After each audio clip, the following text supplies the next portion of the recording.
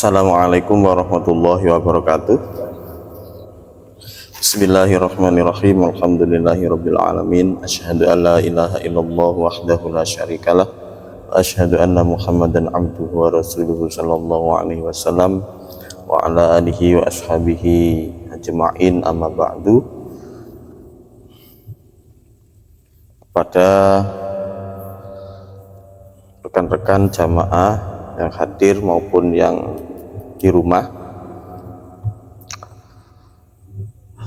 marilah kita selalu panjatkan puji syukur alhamdulillah pada Allah Subhanahu wa taala, di mana pada kesempatan kali ini kita masih diberi kesempatan untuk menghadiri ngaji wengi dalam keadaan sehat walafiat, amin amin ya rabbal alamin. Yang kedua, sholawat serta salam marilah selalu kita aturkan kepada Nabi Muhammad SAW, yang mana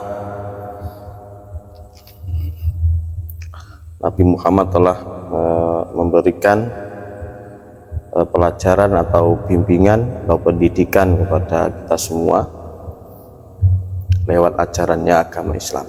Para saudara-saudaraku dimanapun berada, semoga kita senantiasa mendapatkan bimbingan dan rahmat dari Allah Subhanahu wa taala. Amin amin ya rabbal alamin.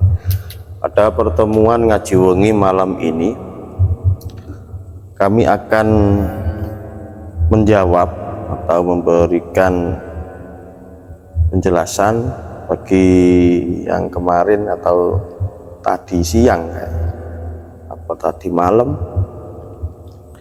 saudara kita yang ada di Klaten, Jawa Tengah, yaitu meminta agar kami menjelaskan lagi tentang zikir sirul asror. Jadi tidak masalah, harus kami jelaskan lagi sampai betul-betul saudara-saudara kita yang belum mengerti dan memahami zikir sirul asror agar lekas diberi kefahaman. Baiklah, untuk mengawali saya akan ceritakan sedikit perjalanan saya pribadi. Dulu juga sama, saya seperti saudara-saudaraku yang masih belum mengerti tentang zikir sirul asror. Saya juga berangkatnya dari syariat dulu itu. Terus kemudian saya bergabung di Thorekoh Qadiriyah Naksabandiyah. Di sana saya diajarkan bagaimana cara praktek zikir. Nah, zikir yang saya dapat di Thorekoh dulu, zikir jahar dan zikir siri. Itu zikir jaharnya itu membaca lafaz la ilaha illallah setiap habis sholat fardu dan tahajud diwajibkan. Kemudian zikir sirnya itu membaca Allah Allah Allah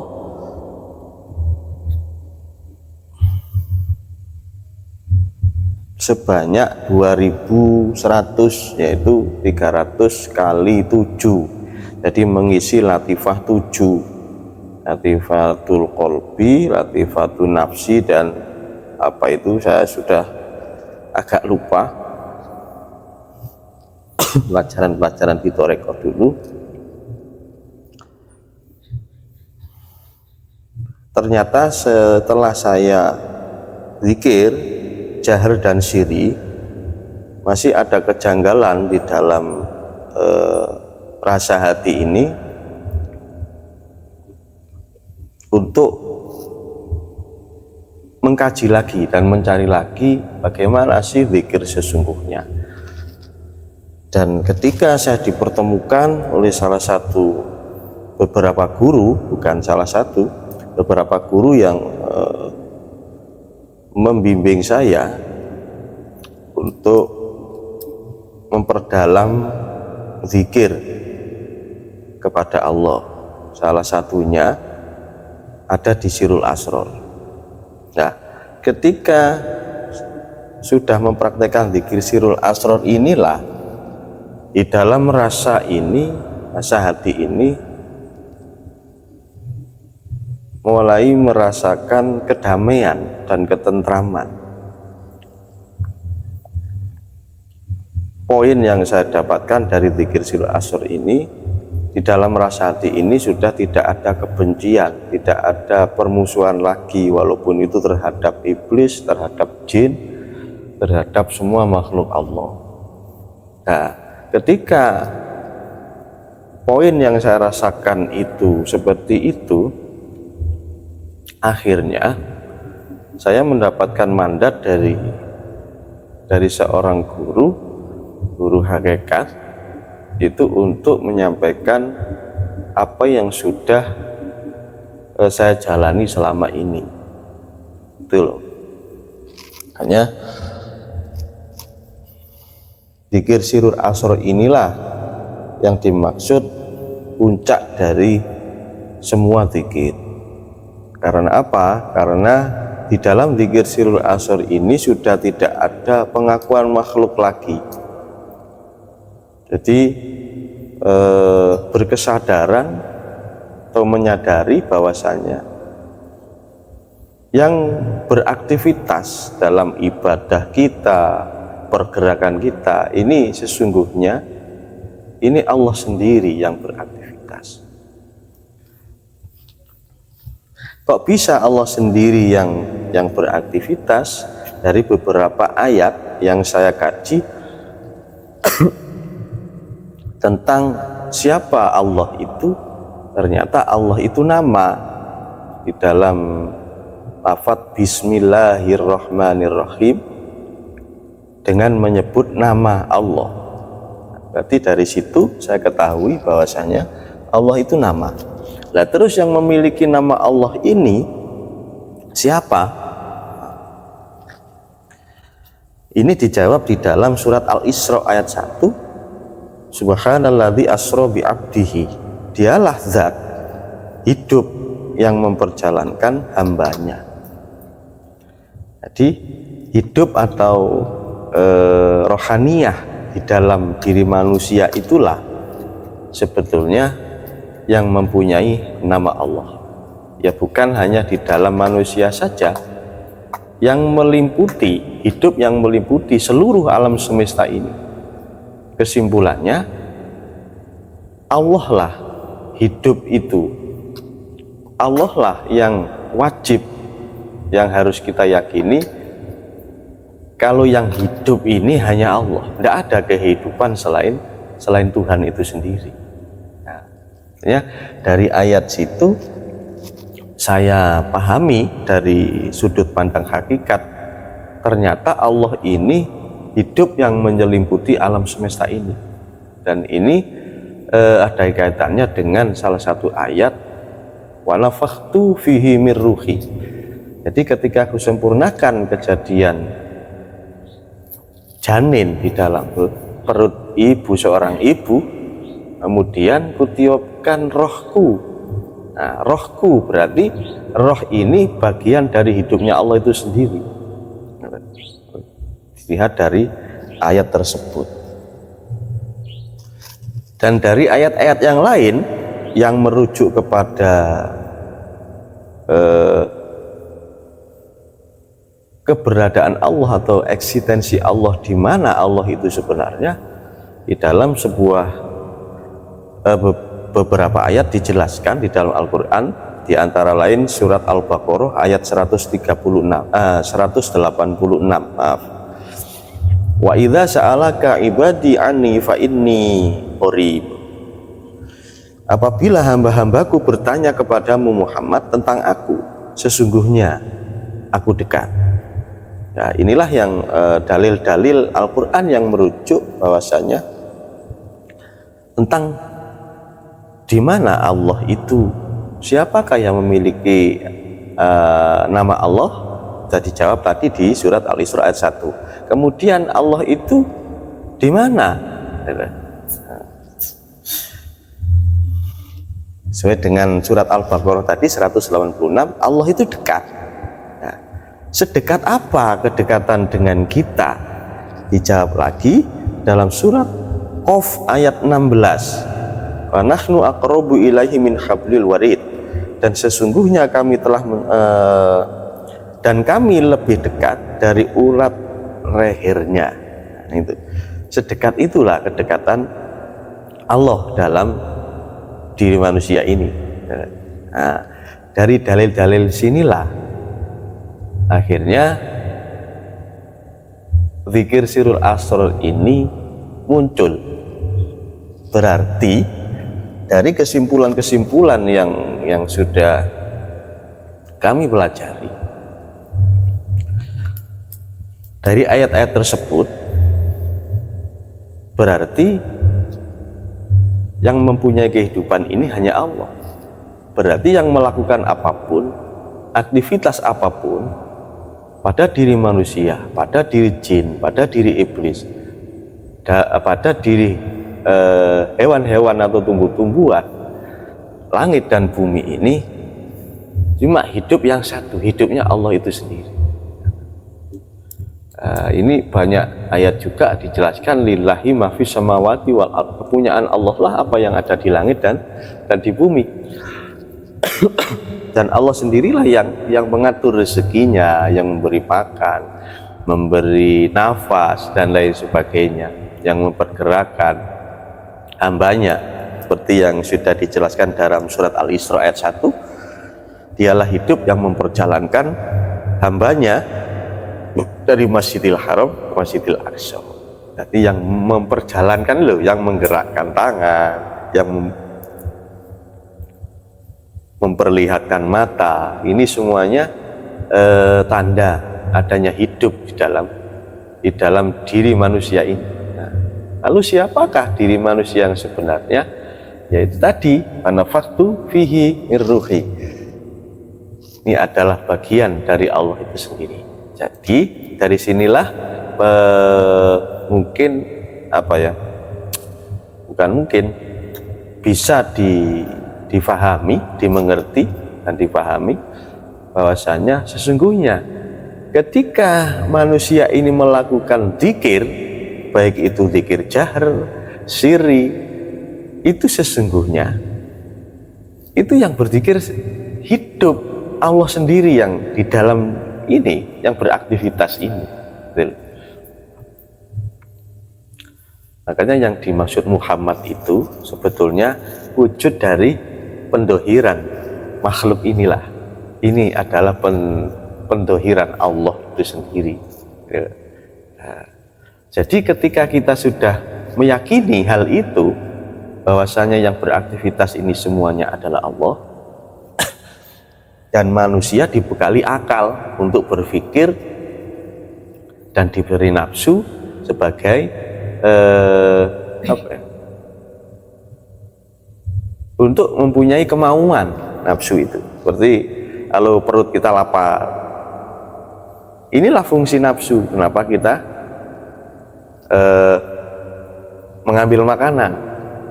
Karena itu dorongan nafsu. Nah, dorongan nafsu itu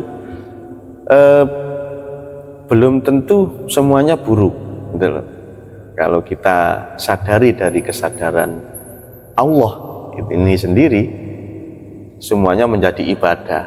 Apapun yang kita lakukan, makan, kita sadar bahwasanya yang menggerakkan tangan ini, yang memberi kemauan untuk makan ini juga hidup, munculnya dari hidup yang ada, yang meliputi diri kita, gitu. Nah, inilah yang dimaksud kesadaran yang seperti inilah yang dimaksud zikir sirul asrar. Jadi ketika kita menulis, kita minum, kita makan, sadari bahwasanya ini sumbernya munculnya pergerakan mengambil makanan, mengambil minuman dan memasukkan ke dalam mulut ini adalah aktivitas Allah, aktivitas Allah. Ini yang dimaksud sirul asrar, kesadaran hati kalau semuanya yang melakukan ini adalah Allah. Ini yang dimaksud. zikir sirul asrar. Nah, saya kira dari penjelasan ini, saudara-saudaraku yang ada di Klaten, semoga bisa mengerti dan memahami ini.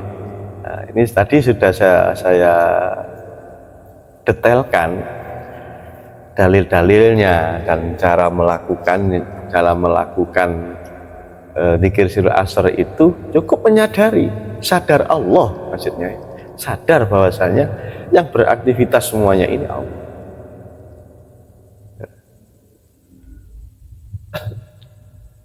Terus ada pertanyaan seringkali ketika kami menjelaskan semuanya ini adalah aktivitas Allah. Terus yang kalau ada manusia berbuat jahat, mencuri atau melakukan hal-hal yang bersinggungan dengan hukum syariat, itu apakah kehendak Allah? Ini jadi makanya dari awal tadi manusia ini ada dua unsur, ada jasad, ada rohani. Nah, yang rohani ini ditata dalam hukum hakikiyah, iman, keyakinan, ihsan, namanya ihsan. Terus kemudian jasad ini ilmunya ilmu syariat. Syariat itu maksudnya apa? Syariat itu adalah hukum-hukum Allah yang sudah ada di dalam rasa hati ini sebetulnya. Contohnya seperti ini. Ketika kita melihat orang tua kita sakit, spontanitas dalam hati ini mempunyai ada macam rasa yang muncul. Waduh, orang tua lagi sakit, saya bawa ke dokter aja.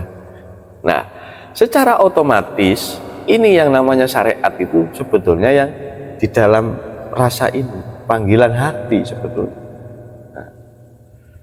Nah, ketika mempunyai rasa seperti itu dan akhirnya membawa orang tua yang sakit itu tadi ke dokter, lah ini harus disertai zikir sirul asrar. Maksudnya ketika rasa ini muncul ingin mengobatkan orang tua, terus akhirnya kita membawa orang tua ke dokter, ya ini jangan akui kalau ini aktivitas kita manusia gitu loh.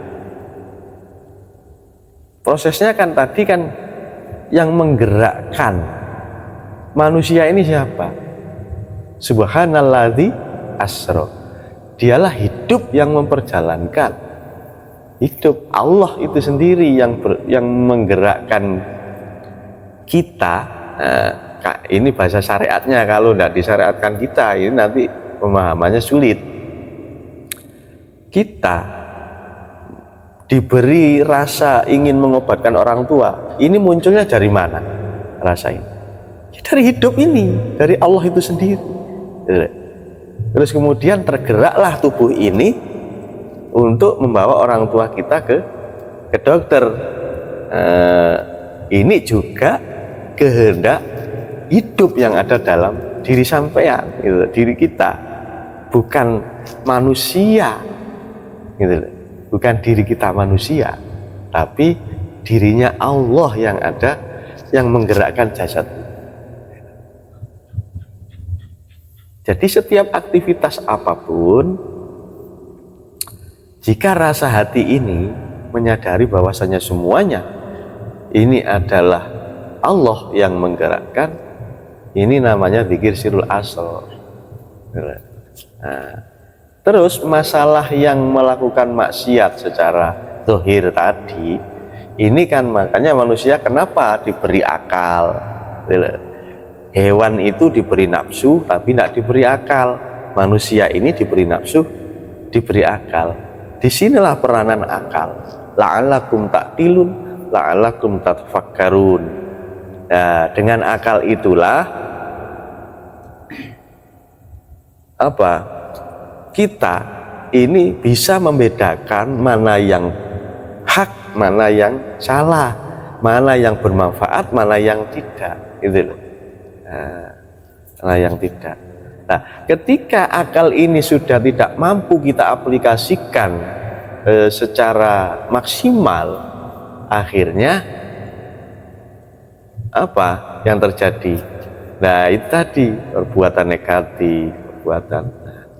Kalau akal kita memang betul-betul digunakan berpikir, tentunya hal yang demikian itu tidak akan terjadi, tidak akan terjadi. Sini peran akal. Nah, akal itu siapa? Ya Allah itu sendiri, gitu. Makanya letak pertimbangan ini ada di akal. Nah, zikir sirul asr ini jangan dimasukkan akal, bukan akal yang mengerjakan, tapi hati. Hati.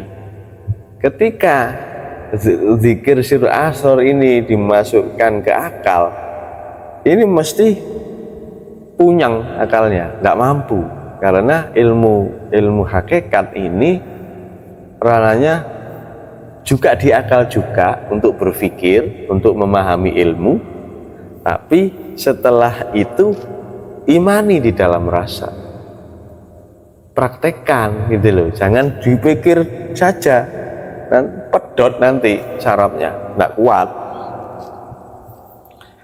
Jadi prakteknya bagaimana zikir sirul asr?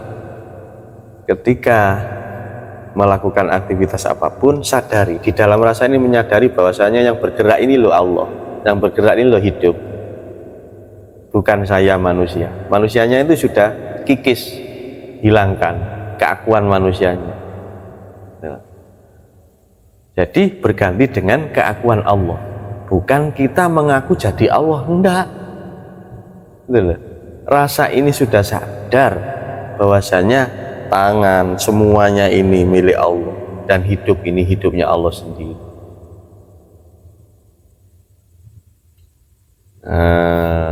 Ketika sudah menyadari, mengerti dan memahami dan bisa mempraktekkan, maka disitulah kejelasan akan muncul, kebenaran itu akan muncul dan nyata, dan tidak katanya lagi. Makanya pahami dulu zikir sirul asr, praktekkan, gitu. Nah, cara mempraktekannya itu, kalau memang sulit, lakukan zikir siri dulu atau zikir jahar, sama wirid dulu, gitu. Tapi sambil dilatih rasa ini, siapakah yang melakukan wirid ini hidup, sadari, gitu loh, belajar menyadari. Jadi penting, wirid itu juga penting, tapi harus disertai sirul asr, kesadaran Allahnya yang melakukan wirid itu. Nah, lakukan wirid secara istiqomah, entah 1000, entah 10.000, satu kali duduk, gitu. Misalkan zikir Allah 10.000, habis tahajud malam zikir 10.000, pelan saja lakukan Allah sambil dihayati, dirasakan. Yang menyuara Allah ini juga hidup itu sendiri, yang berzikir mengeluarkan Allah, zikir yang menyebut nama Allah ini adalah ya Allah sendiri, hidup ini sendiri. Jadi intinya la maujudan illallah, tidak ada yang wujud selain Allah di situ. Intinya di situ. La ilaha illa ana, tidak ada Tuhan selain aku. Aku hidup ini maksudnya, hidup yang meliputi alam semesta ini. Nah, ketika apapun aktivitas, kalau disertai kesadaran Allah ini, akhirnya semuanya bernilai ubudiyah, bernilai ibadah di hadapan Allah Subhanahu wa Ta'ala. Gitu. Karena tidak ada pengakuan dari manusianya lagi, semua berkesadaran Allah. yang berdoa juga Allah sendiri, yang mengkabul Allah sendiri, tidak ada unsur manusia lagi. Inilah doa yang dimaksud, diharapkan orang tua yang sudah meninggal mengharapkan waladun soleh, anak yang bermakrifat kepada Allah Subhanahu wa Ta'ala. Kiranya ini yang mungkin yang dapat kami sampaikan dari pertanyaan saudaraku yang ada di Klaten. Begitulah cara praktek dzikir sul asrar. Nah, kalau yang lebih mudah lagi, mungkin sampean diem, jangan ngomong apapun, diem.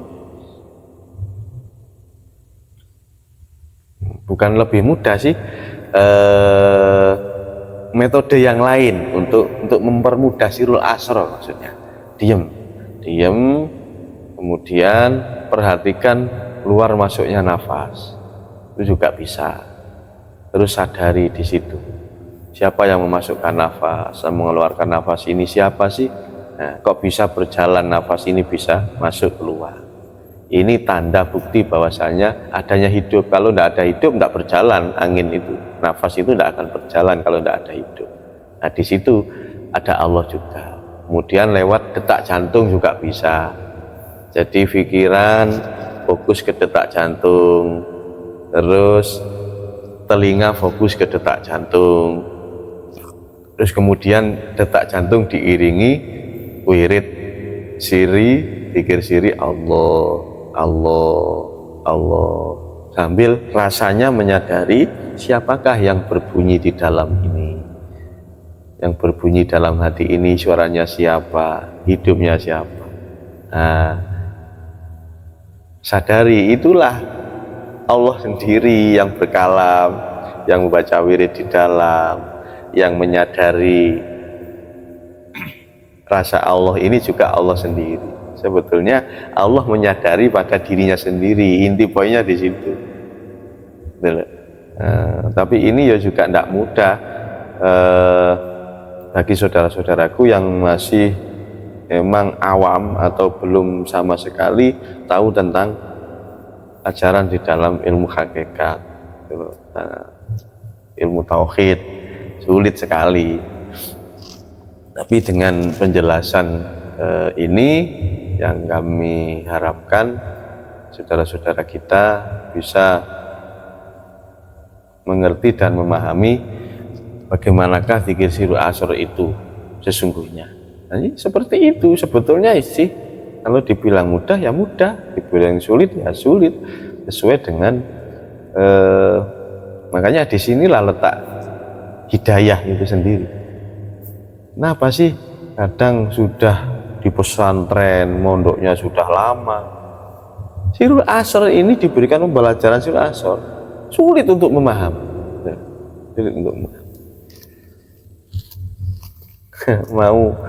mau menyadari bahwasanya semuanya ini adalah milik Allah dan Allah sendiri yang menggerakkan, itu loh susah sekali. Mempunyai rasa seperti itu loh susah, padahal ngajinya juga Quran hafal, hadis-hadis banyak yang hafal, tapi tidak mau menerima rasanya itu sama zikir sirul asrar ini. Kesannya itu yang sering saya ketahui, dikira orang yang belajar hakikat itu mengaku menjadi Allah. Bukan, saya kan sudah menjelaskan bahwa zikir ini juga dari awal tadi saya jelaskan dalil-dalilnya dari Al-Quran juga, petunjuknya kan.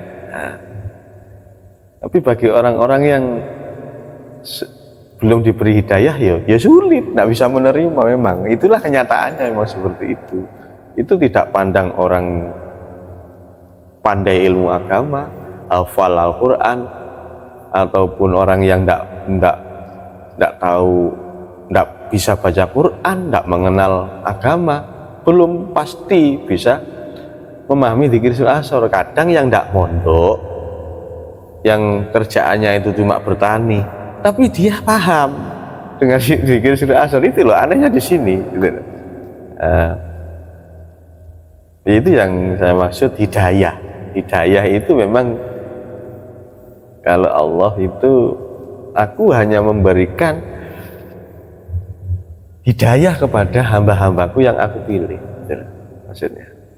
Nah, ciri-ciri hamba yang terpilih, dia akan terus mencari, terus menggali, semangat untuk mencari ilmunya. Bagaimana sih agar hati dan rasa kita ini mempunyai rasa kedekatan dengan Allah. Pasti akan mencari, inilah ciri-ciri orang yang mendapatkan hidayah gitu. Dan mungkin bagi saudara-saudaraku yang sudah berusaha untuk tahu dan belajar zikir sirul asr, ya mungkin 1 atau 2 hari yang akan datang atau 1 minggu entah kapan waktunya, saya yakin pasti diberi kepahaman tentang zikir sirul asr. Yang penting jangan berhenti, terus latih sebisanya. Jenengan bisa zikir siri, ya sudah itu lakukan sambil merenungi zikir sirul asr itu yang mana, sambil mencari, terus itu lakukan, jangan berhenti. Dengan pencarian yang sudah jenengan praktekkan, ini nanti pasti ada waridnya, ada petunjuk yang akan datang atau cahaya yang akan menerangi hati jenengan, akhirnya bisa memahami zikir sirul asr. Kiranya ini saja yang dapat kami sampaikan untuk pertemuan kali ini. Mungkin barangkali ada yang penjelasan atau tutur kata saya yang kurang berkenan, atau memang saya ini mondoknya itu tidak tutup gitu loh, tidak tutup. Ini santri mokong kayak ini. Jadi itu saya dulu itu ngajinya itu tidak seberapa. Saya mondoknya itu umur 25 tahun. Itu pun atas kemauan sendiri. Tidak ada dorongan dari orang tua, juga tidak ada dorongan dari orang lain. Dari muncul ingin mondok itu dari hati nurani sendiri. Makanya ngajinya juga ya wis ini sebisanya sudah, sebisanya. Jadi apa yang diberikan Allah, ya ini wis yang kemampuan saya yang harus saya jelaskan. Ya selebihnya ada kekurangannya, ada kelebihnya. Ya mohon maaf saudara-saudaraku, mungkin ada yang lebih pengetahuannya lebih tinggi dari saya. Ya bisa nanti diberikan motivasi lagi kepada saya agar bisa menjelaskan lagi yang lebih jelas tentang zikir sirul asr ini. Kiranya ini saja yang bisa kami sampaikan. Kurang lebihnya saya mohon maaf. Assalamualaikum warahmatullahi wabarakatuh.